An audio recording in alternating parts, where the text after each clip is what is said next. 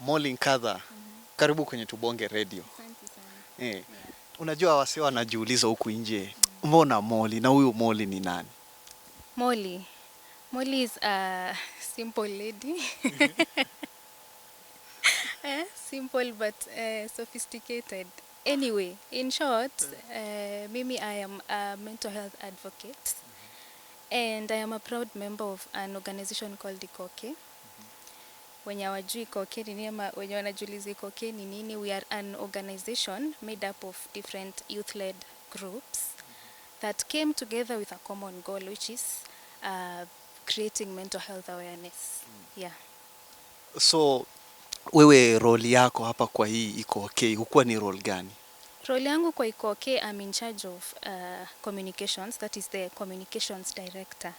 So mimi ndo channel ya kucommunicate whenever communication is needed ni mimi, communicating with different partners, clients ama wenye wanataka kusaidika, hiyo ndo department yangu. Tukiongelea hii historia ya communication, huku nje kwa streets manzee kuna a lot of miscommunication. Like issues zina revolve around mental health. Manzee ni story different. Ukiuliza mtu huko nje mental health ni nini, jibu ni random. I'm sure pia wewe umeencounter hizi majibu. So like we take us through a normal situation yenye wewe una encounter. Mental health is the general well-being of your brain, and which is very important for day-to-day life, because we find that many people wana encounter mental illness na hata hawajui, like huku nje vile unauliza watu hata hawajui ni nini inaendelea. Alafu kuna very many different conditions that align ama ziko linked na mental health ama mental illness, na hizi conditions ndo watu hawajui. For example, kama kuna anxiety, which is now the case of experiencing extreme fear yenye you don't know how to deal with it, like your brain does not know how to deal with it. Kuna the case of depression, which is extreme sadness. You unafika a period in life where you're extremely sad na hata hujui whatever is happening. Kuna conditions kama OCD, which is obsessiveness over maybe small details. Unakuwa tu overly obsessed na vitu kidogo tu zinakusumbua akili. So unasema kama mimi naweza kuwa na mental health issue kwa sababu mimi nikipata mtu amewacha the toilet seat up naanza kuwa na issue na huyo mtu. Exactly, hizo sasa ndo inaitwa OCD. And now I feel that we as a society tumefail sana when it comes to mental health enlightenment ama awareness, because no one is immune to mental illness. Lakini manze unajua, okay, in my own opinion bana, dem rembo kama wewe mental health issues bana unatoana nazo wapi? Sasa hao warembo ndo wako na hizo mental illness kama zote. Na vile nimekuambia hakuna mtu ako immune to mental health illness, because sisi we are humans, actually we are spiritual beings having a human experience. So unapata however your brain works ni the same way my brain works. Doesn't matter how beautiful I am ama how handsome you are. It comes down to the fact that sisi wote we are human beings and our brains function the same. So yes, hakuna mtu hawezi pata mental health illness ama hiyo condition. Okay, umeongelea kuwa kwamba nobody is immune to these conditions. So unapata sometimes in some of these scenarios wewe mwenyewe you are undergoing these changes in your body. People out there they are seeing these changes, but unajua wewe mwenyewe wanasema nyani haoni kundule. Unashindwa ni nini, wewe hujui ni nini inaendelea, lakini uko nje watu wanajua maybe kile ambacho kinaendelea.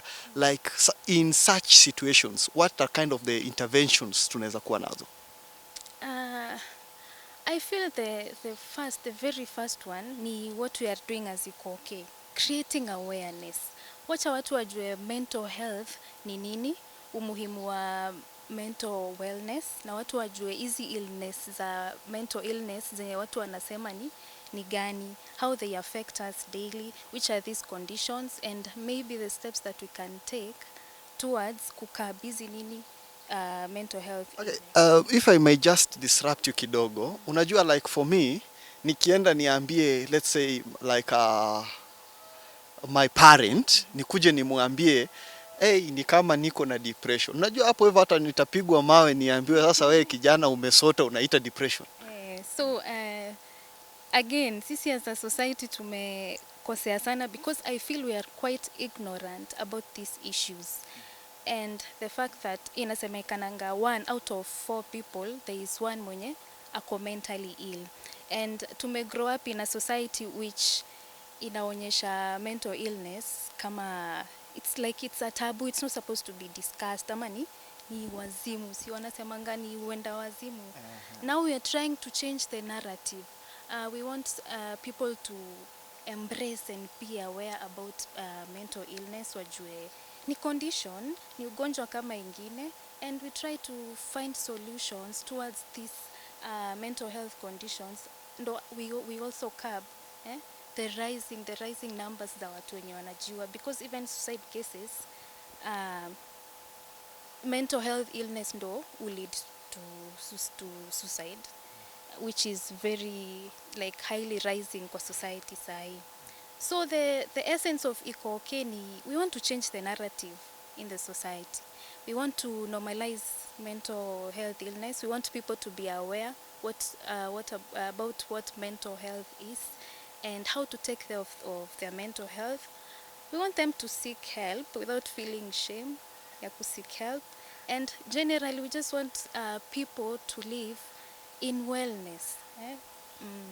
We want people to live in wellness. Actually, that is a very strong point.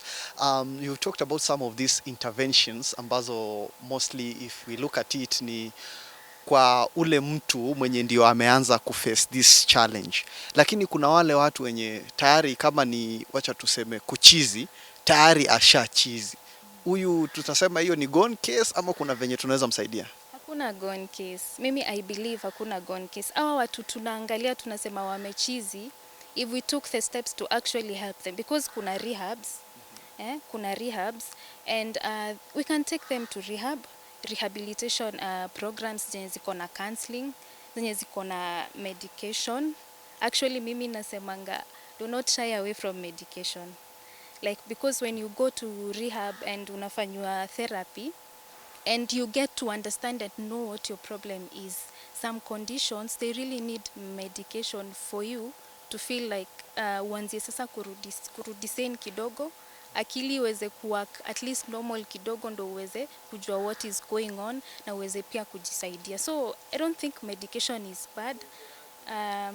You just need to, I will just say you just need to be in a rehab where like kuna a lot of monitoring and a lot of therapy. Yeah. Okay, on rehabilitation and all that, I think that is a good intervention if it works. But lakini unajua kuna venye society, the way we look at it, unajua rehab sana sana watu nasema hii ni ya walevi, unajua. Yes. Alcohol related issues. We relate it or drugs. To drugs. Yes. And alcoholism. Now again it's the narrative you're trying to change. Tunatry kuonyesha watu like rehab si ya walevi peke yake, si ya watu wenye wanatumia hard drugs. Rehab pia ni ya mtu mwenye is going through depression, ajui afanye nini. Akienda pale anaona counselors, anaona therapist, anaweza kuelewa condition yake better. You know, when you're aware of a problem you have, unawezanga kuihandle na kuitackle. So I think let's embrace rehabilitation na we be positive about it, because imesaidia watu wengi sana na watu wameweza kutoka na wakaishi better lives and healthier lives. So hapana, hakuna gone case. We just need to really be there for our loved ones. We stop judging as a society. We try and help these people. Any inaonyesha na ujue tomorrow it might just be you, because again no one is immune to mental health illness. We're talking about tomorrow being somebody else, so let's just shift gears a little bit. and let's talk about one of the leading causes of mental health related issues for relationships, mahusiano ya vijana na kina dada. Siku hizi ni kuoga unarudi sokoni, unagostiwa unaingia sokoni. Now, what is your experience on these issues that are coming out of relationships, because you're seeing unapata jamaa naona ai wacha nimalizane na huyu mrembo, watoto, you know, everybody loses. Okay, now on the issue of relationships, this is an issue we can't avoid because being human, we crave connections. Na kuconnect tutajipata kwa hizi nini relationships. So I feel maybe the biggest challenge na relationships ni two different people probably from different worlds coming together, watry kujijenga na kujenga relationship yao, maybe because they share connection, they love each other, but unapata kuna a lot of factors zenye zina contribute pia to relationships not working, and sana sana naweza ongea about like childhood ama background ya mtu, because for example just a very basic example, maybe mimi naweza kuwa nimetoka place tuko sawa, let's say financially tuko sawa, home niligrow poa, siku struggle, niko na nimepatana na dagi hapa, labda aligrow ya ghetto life yake anajua ni ya ghetto, ni kuhaso, hajazoea hii life yenye mimi sasa nimezoea. So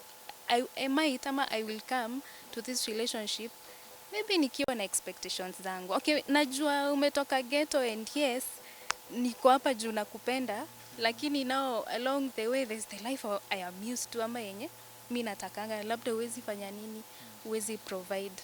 So I feel pia finances, nimetoka kwa relationship nimeenda kwa finances, kuna a lot of factors in relationships zenye zina contribute to like hizi cases unaona mingi kama za watu kujiua ama kuuana, which I feel we can have a healthier approach to relationships, but I would strongly advise ama suggest, like if you want to be in a relationship ama if you've been in a relationship haija work, it's really good, it's really nice to just take time off with yourself, experience yourself, know what you want, know what you love, ndo hata by the time work on yourself like inward and outward pia mentally, ndo by the time pia you're attracting a partner ama you're getting a partner, unapata a partner mwenye like mnaweza tu songa vizuri, kila mtu tu akiwa sane. You know, it's been mooted around in recent conversations around the society, social media and such, that the modern day boy child is a little bit weak. He is more of a Cerelac baby, and that he is ill disposed to handle these challenges that come with life. Maybe some of the people or proponents of this concept are saying that maybe it is due to absenteeism in terms of fathers. Most are saying this is Kababa generation. It's just been pampered, so they don't know anything about hard life. So could it be that this lack of such father figures or this exposure to some elements of life is causing a strain to our mental well-being? It's a very high contributor because vile unasema the kababa generation ama kukosa father figure as you're growing up, inakuwa tu like once you're grown you really do not know ama understand what having a father figure maybe feels like. You have no father to emulate, so wewe maybe ni vile ulikuwa unaona mama yako akifanya, or maybe in some cases unapata maybe you grew up in a home where maybe your mom alikuwa pia anakuwa na different relationships here and there. For example, if ni single mom, which is allowed, but I'm just saying it's a very high contributor to our mental health na ina cause some of this mental illness zenye tuna face. That's why I'm saying we really need to like just sit down with ourselves tujue maybe our childhood traumas ni gani, which are these factors zenye tumemiss zenye zinaweza kuwa zimelead to us not being okay ama stable mentally, and then we just work on them because we can work on everything. Hakuna kitu haina solution. So as we finish up, before we just wind up, normally, like I know maybe where you've experienced some of these mental challenges. So how do you cope with them? Like when you feel like umesongwa na hiyo mawazo, like we handle aje these issues? Like personally, the condition I struggle with mentally ni anxiety. Like I'm a highly anxious person, and I believe ni because I am a perfectionist, which I'm trying to work on, and I'm really trying to change because no one is perfect. Yes. But the methods zenye nime adapt, zenye nimeona zimeweza kunisaidia this far is I meditate every morning. I have a routine where I do yoga. Yeah, where I do yoga inanisaidia kupata hiyo balance na hiyo kuconcentrate na peace of mind, and then I meditate. I think I feel okay, unajua ukisema kumeditate lazima ukue clear juu unajua tena kuna mavijana huku hivi kumeditate tena it's a concept, so you have to clarify tuna meditate na gani. Okay. Meditation is where you take like maybe 5 minutes ama 10 minutes out of your day to just be with yourself. Be silent in that moment with yourself. Listen to your inner self. Listen to your mind. Ni nini inakuambia. Like really try to connect with yourself and know like maybe the things that zenye zinaweza kuwa zinafanya you're not okay mentally, ama the things you can do ama how you can improve. Na this meditation, let me tell you Dagi, it's very powerful actually. And online kuna very many guided meditations. Si lazima uende ulipe kuguidiwa in meditation. You can go to YouTube, you can start small. So maybe you want to meditate for 5 minutes. Okay. Si kumedi tu manze ni kukaa pale kutafuta ka lack of noise pale hivi ukaa hivi ujiite kama mkutano ama hii meditation, what is it actually? Juu enyewe mimi vile naielewa we ni kukaa pale manze una relax hivi unafunga macho hata unaweza sinzia kiasi. But kuna different types of meditation according to yenye unataka. Like for me, mwenye I struggle with anxiety, so normally the meditation that mimi huadapt sana ama yenye mi hufanya sana ni ya kufind inner peace, like the inner calm. And hiyo unasema 5 minutes bila noise unaweza sinzia. Yes, ni hiyo. Ni hiyo, just be there, be present, like be aware of your environment, of your surrounding, like start to appreciate mahali uko, the fact that you're alive. So it's just taking maybe 5 to 10 minutes with yourself every day or more for when you are going to the practice for longer. But it's just, mi nasemanga like we work so hard in our daily lives, and unamka kila siku uko na pressure, nafaa kufanya hii, I need to get this done, I need to make money, but at the end of the day hii pesa hatuwezi make tukiwa mentally ill. Hii pesa, hii hustle hatutaweza kufanya kama hatuko sawa. So like I don't see why you can't just find 10 minutes to yourself, appreciate yourself, talk to yourself, find your inner calm, find solutions to your problems. And like I said, kuna guided meditation, so it's very easy. Kama ujui where to start, just enter to YouTube, kuna guided meditations hapo.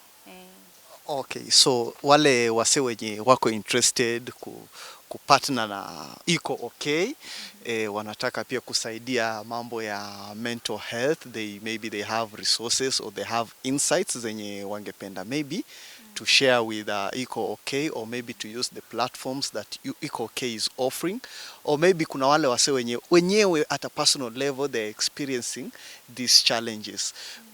How can they reach you, or rather how can they get help from IKOKAY, specifically from Madam Molly, Director Communications?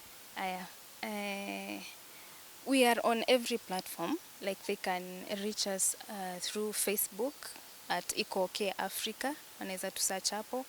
A number is always provided on every post, and that number, when you call it, itaingia directly to Madam Molly, So we will get to talk. I'll know what your issue is, vile naeza kusaidia. And still, if you are a partner who wants to work with IKOKAY, our number, I can give our phone number. Yes. Our official phone number for IKOKAY Africa is 0752 444 559. They can reach me through that number. We can talk about anything, any issues they may have, or if they want to partner with us, we're very open to partnerships. We're also very open to volunteers. So just reach us through 0752 444 559, and we will talk directly about anything they want or they like.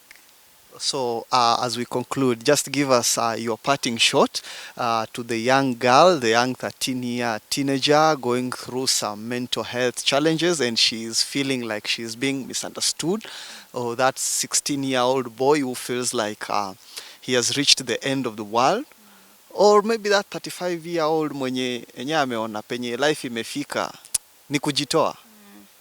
Mi nataka kuambia like suicide is definitely not the solution. It is very okay not to be okay. And we are here to help. If you feel umefika mwisho, if you feel you don't know what your next step is, just feel free to call us IKOKAY. That's why tuko hapa.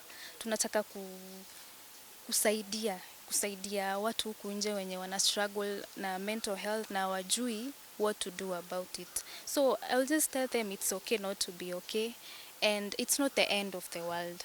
Every problem has a solution. You just need to be ready to work through it. Yeah. There we have it manze. Lazima tubonge, tunasema iko okay not to be okay. So umesikia hapo hivyo Madam Molly, you can call her on 0752 444 559. Ongee naye. Follow us on Facebook, IKOKAY Africa, on Twitter, on Instagram, YouTube. Tufuate pale Tubonge Radio. Talk to us, send your queries, log on to www.checkitubonge.com. Alafu ndio tuendelee na hii conversation juu iko okay not to be okay, au sio?